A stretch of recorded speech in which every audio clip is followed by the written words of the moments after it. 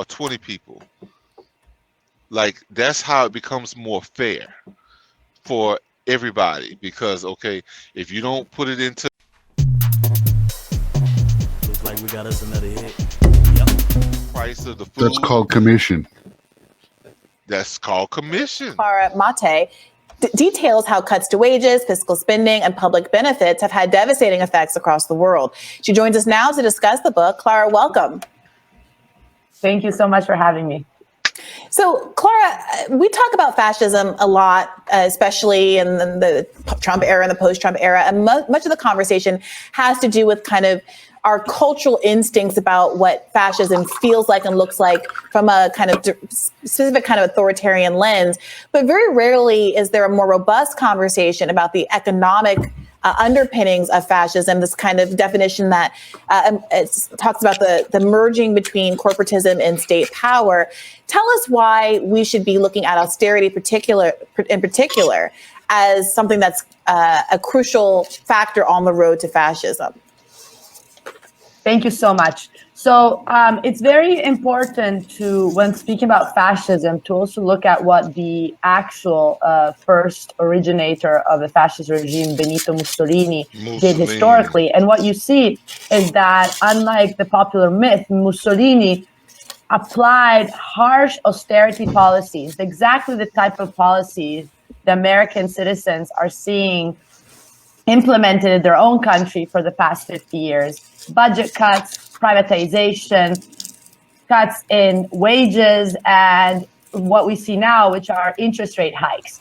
All these bundled policies that had the structural effect of suppressing any alternative economic system and forcing the majority to accept their condition as wage workers that are forced to go work for a very low wage in precarious conditions.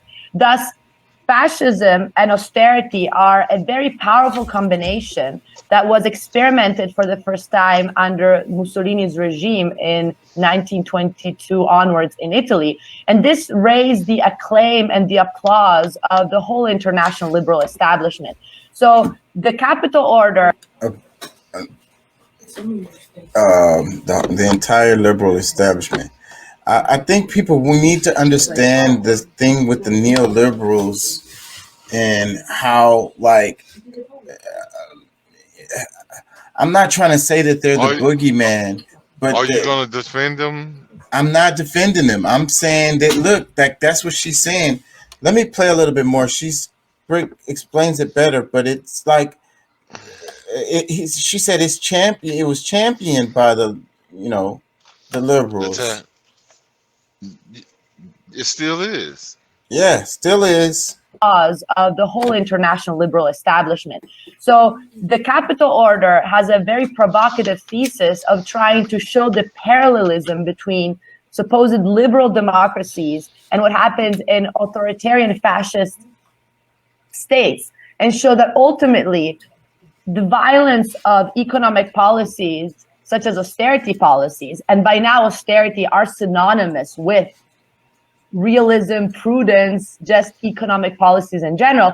These type of policies are not neutral, they're not necessary, but there is specific classist political choices that have the effect of precluding democratic participation in the economic management, and especially foreclosing any alternative to capitalism and keeping the population in check and accepting their condition as exploited, precarious workers.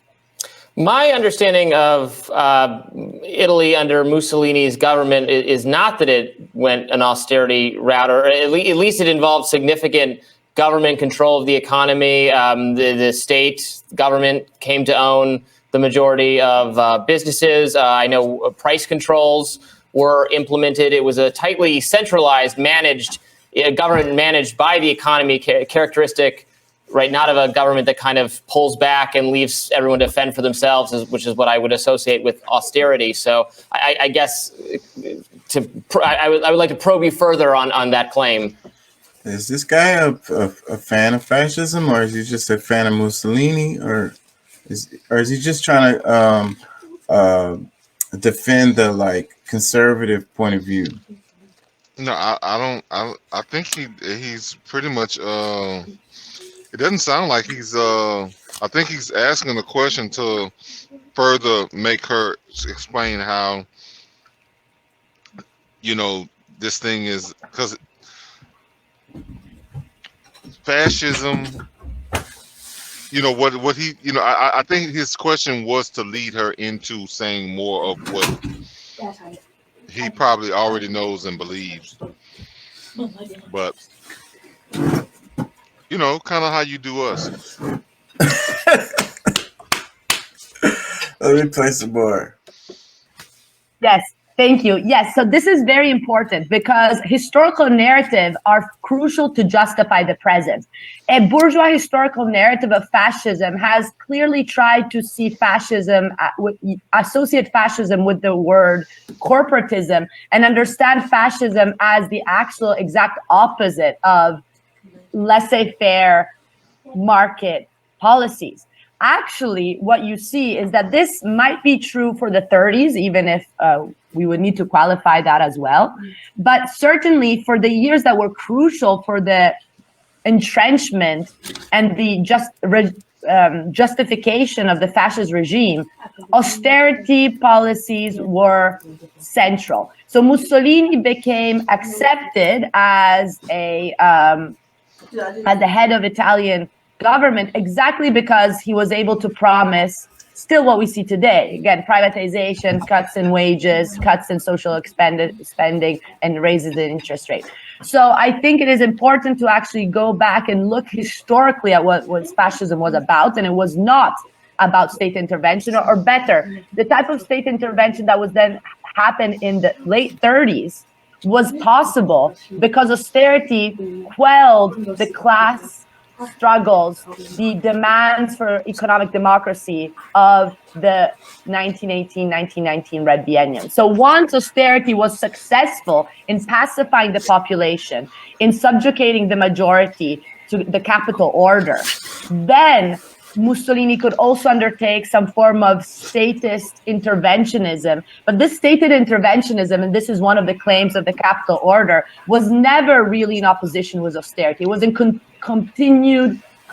continuity because it was always about incentivizing and supporting the few, the saving, investing elite, to the detriment of the working classes. And that's what they do, and they do this around the world because it's like the IMF and the World Bank, and that's how they come in with these countries, and they give them loans, and then they tell them, hey, you can't spend money on education, you can't spend money on your infrastructure or whatever. Like we'll build whatever, and you have to use our guys too, by the way.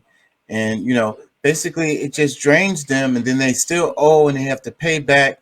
And the main part of it is as long as they continue to be under the loan, then they tell them exactly how they can spend their money.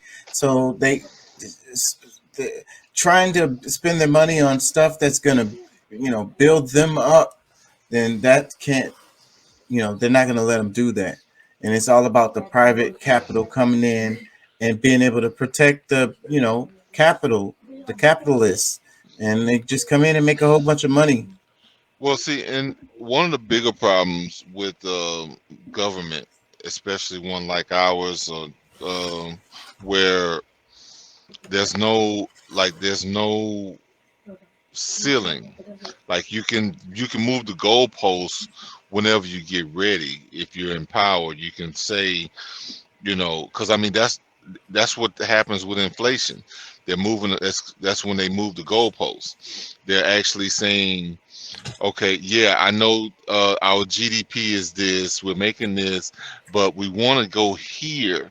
We want to be able to do this, but none of the money's getting injected into the system that the money comes from. It goes out. So with the country, because see, most people wouldn't be so upset if they actually used the money here in America, but as you see, you know, they usually they find excuses to spend money elsewhere. And what we see in lately is mostly it going to Ukraine, it's going to of course And I think it's the pinch, it's the big squeeze, and it's like what she was saying, because they become you become more complacent when you are on the hamster wheel and you just making ends meet every month. You can't fight against nothing. You can't try to build anything. And then you get to a point where if the next step is to make you more reliant, even more reliant on the government by giving you some kind of regular check or something. And If and now whatever they decide to do, you rolling with it because you want to keep on getting that check. well, and it's also like they also disguise, the ease of, how easy this thing will be, how happy you will be. You know what? We're just gonna make a universal income for you, and that's nothing you have to worry about. But then when they knocking at your door, why the hell you not at work, and whooping your ass because you're not at work, or whatever it is. Oh, that's just a cold. Shut the hell up and get your ass out there to work.